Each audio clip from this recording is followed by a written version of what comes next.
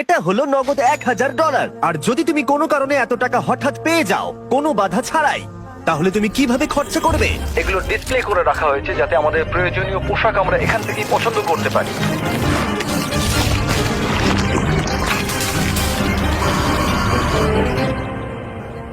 ঠিক আছে, কিন্তু উগান্ডাতে বসবাস করা কয়েক হাজার মানুষ এটাকে অন্যভাবে খরচা করবে।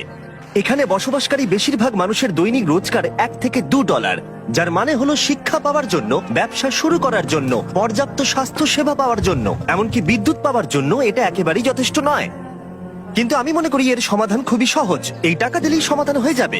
কিন্তু এটাও ঠিক, এমন লোকদের এতগুলো টাকা একসাথে দেওয়া ঝুঁকিপূর্ণ হয়ে যাবে যারা এতগুলো টাকা এর আগে কখনো একসাথে পায়নি। তাই যখন একটা অর্গানাইজেশন এই কাজে আমাদেরকে সাহায্য করবার জন্য এগিয়ে এলো, তখন আমরা জানতাম আমাদের আরো জানবার জন্য সেখানে যেতে হবে।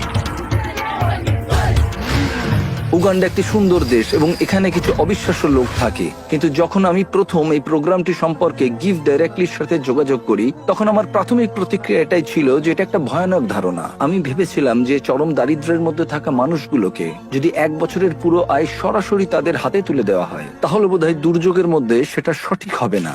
গিভ ডিরেক্টলি একটা সিলেকশন প্রসেসের মধ্য দিয়ে অর্থনৈতিকভাবে সবথেকে পিছিয়ে পড়া গ্রামগুলোকে বেছে নেবে আর প্রত্যেকটা ফ্যামিলিকে সাইন আপ করাবে।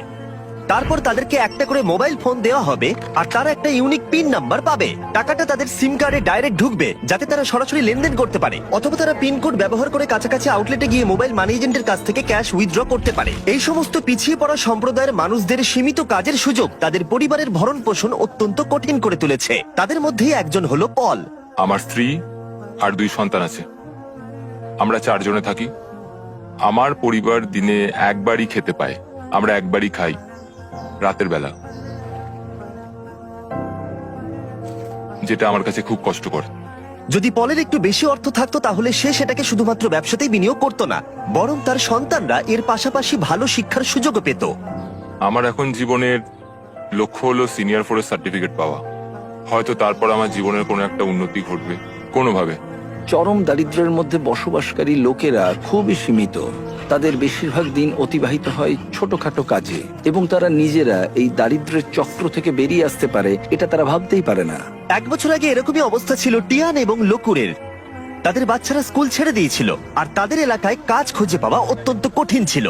কিন্তু গিভ ডিরেক্টরির কাছ থেকে ডোনেশন পাবার পর তাদের জীবন একেবারেই বদলে যায়। তারা সেই ডোনেশন ব্যবহার করে জমি কেনে এবং নিজেরাই সেই জমিতে চাষ করতে শুরু করেছে।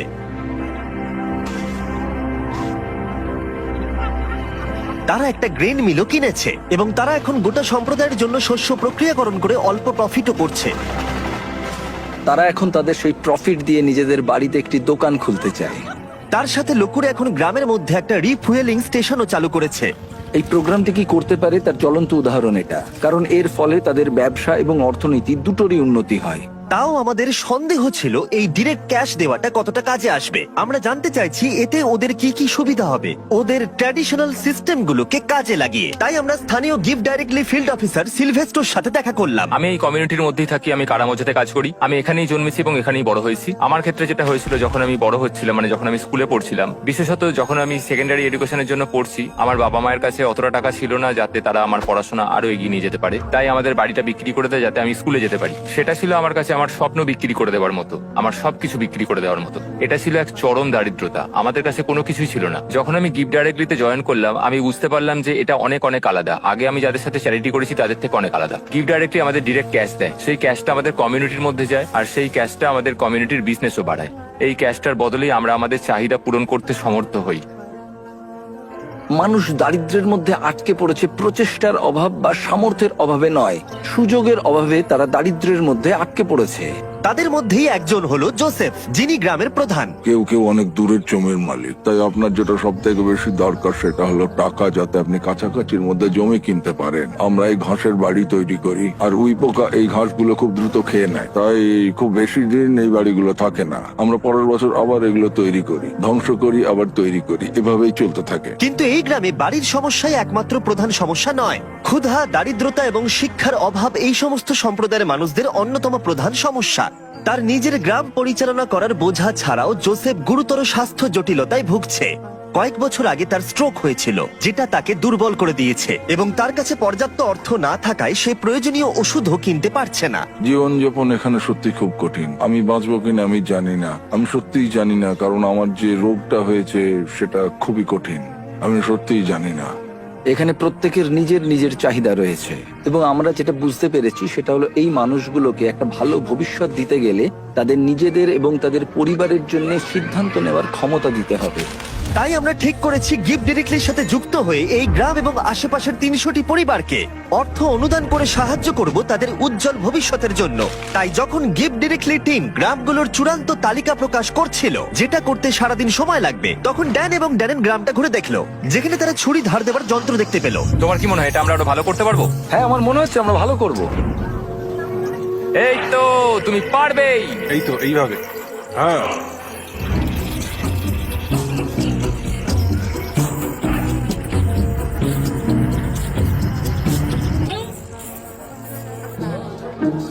এবার এখন এগুলো টেস্ট করার সময়। ওরা কি টেস্ট করার জন্য চিকেন এনেছে? না, ওরা আমাদের জন্য চিকেন আনেনি। আমাদের পেছনে এখন অনেক লোক দাঁড়িয়ে আছে আর ওরা দেখবে যে সব থেকে ভালো কে ছুরি ধার দিয়েছে। যদি তোমরা ফুটেজটাকে রোল ব্যাক করে দেখো তাহলে দেখতে পাবে ড্যারেনকে একজন অ্যাসিস্ট করছে ছুরিটা ধার দেওয়ার জন্য, আর আমি পুরোটা একা একা করে গেলাম। আমি অনেক বেশি প্রফেশনাল ভাই। হ্যাঁ।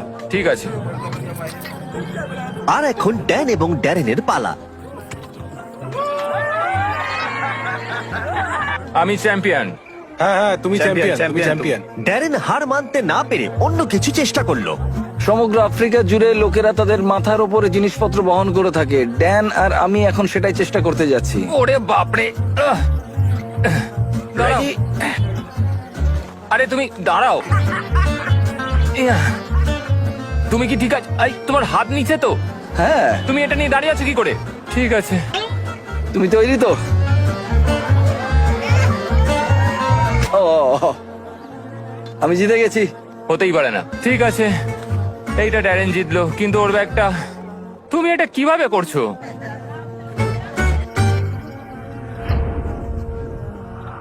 পরের দিন সকাল ছিল ডিস্ট্রিবিউশনের সকাল। এখন সেই মুহূর্তটা এসে গেছে। সমস্ত টাকা 10 মিনিটের মধ্যে ট্রান্সমিটেড হয়ে যাবে। এই মানুষগুলো অবশেষে তাদের দারিদ্র্য থেকে মুক্তি পাওয়ার একটা সুযোগ পাচ্ছে, যা নিয়ে তারা সারা জীবন লড়াই করছিল। কিন্তু গ্রামের মধ্যে জোসেফ ছিল সবচেয়ে বেশি উদ্বিগ্ন, কারণ তিনি জানতেন এই অনুদানটি তার এবং তার পরিবারের জীবন কতটা বদলে দেবে। এটা ছিল সেই মুহূর্ত যার জন্য তারা অপেক্ষা করছিল, তাই গোটা সম্প্রদায় ছিল নার্ভাস এবং এক্সাইটেড।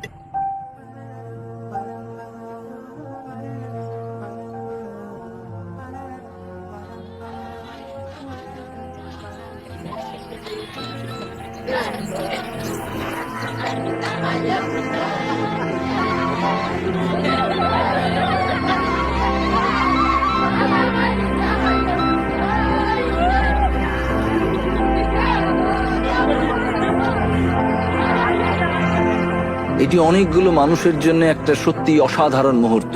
এটা শুধুমাত্র এই মানুষগুলোর জন্য নয়, বরং তাদের সন্তান এবং পরবর্তী প্রজন্মের জন্যও সুযোগ।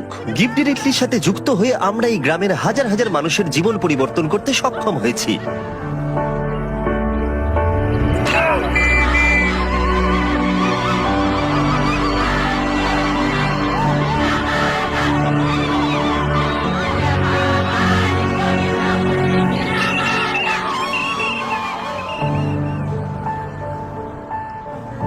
টেক্সট মেসেজ পাওয়ার পর এখন সময় তাদের টাকাগুলো উইথড্র করবার। 100 বছর আগের থেকে এই মানুষগুলো কোনোদিন সেরকম ভাবে সুযোগ পায়নি, কিন্তু এখন তারা এগিয়ে চলেছে, তারা সুযোগ পাচ্ছে। ইতিহাসের একটি কলঙ্কিত অধ্যায় শেষ হয়েছে এবং তারা শুধু নিজেদের জন্য নয়, পরবর্তী প্রজন্মের জন্যও শক্তিশালী ভবিষ্যৎ গড়ে তুলতে পারে। এবং তাদের মধ্যে বেশ কয়েকজন এটার সঠিক ব্যবহার করতে শুরু করে দিয়েছে, যেমন রুথ। এই অর্থকে কিভাবে কাজে লাগাতে হয় তার শক্তিশালী উদাহরণ হলো রুথ। গিফট ডিরেক্টর থেকে টাকাটা পাওয়ার আগে আমি আমার সন্তানদের ঠিক মতো দেখাশোনা করতে পারতাম না, কোনো ওষুধ কিনতে পারতাম না। আমি একজন হাউসওয়াইফ ছিলাম, আমাদের জীবন খুব কষ্টে কাটছিল। কিন্তু প্রতিকূলতা সত্ত্বেও রুথ গিফট ডিরেক্টলির সাহায্যে তার স্বপ্নগুলো সত্যি করতে দৃঢ় প্রতিজ্ঞ ছিল। সে তার স্বপ্নগুলোকে বাস্তবে পরিণত করবার জন্য এবং তার পরিবারের সন্তানদের উজ্জ্বল ভবিষ্যৎ দেবার একটা সুযোগ পেয়েছিল। ও এখন তার ব্যবসায়িক মনোভাবকে ব্যবহার করে শুধুমাত্র নিজের উন্নতিকরণের জন্য নয়, বরং তার পুরো সম্প্রদায়ের উন্নতিকরণের জন্য। আমি এখন আমার পরিবারের সব দায়িত্ব নিতে পারছি। এখন আমাদের জীবন অনেক সহজ হয়ে গেছে। আগের মতো আমাদের আর কষ্টে দিন কাটাতে হয় না। কিন্তু রুথি একমাত্র নয় যে তার টাকাগুলোকে সঠিকভাবে ব্যবহার করতে শুরু করেছে, যেমন আউমা যে তার গোটা জীবনকে উৎসর্গ করেছে শিক্ষার জন্য। বছরের পর বছর কঠোর পরিশ্রম করে সে তার নিজের জমি কেনবার টাকা অর্জন করতে পেরেছে এবং গিফট ডিরেক্টলির অর্থ অনুদানের সাহায্যে সে তৈরি করেছে ক্লাসরুম, টয়লেট, এমনকি 7 জন টিচারকেও সে হায়ার করেছে। বর্তমানে এই স্কুলে 200 জনেরও বেশি ছাত্রছাত্রী রয়েছে।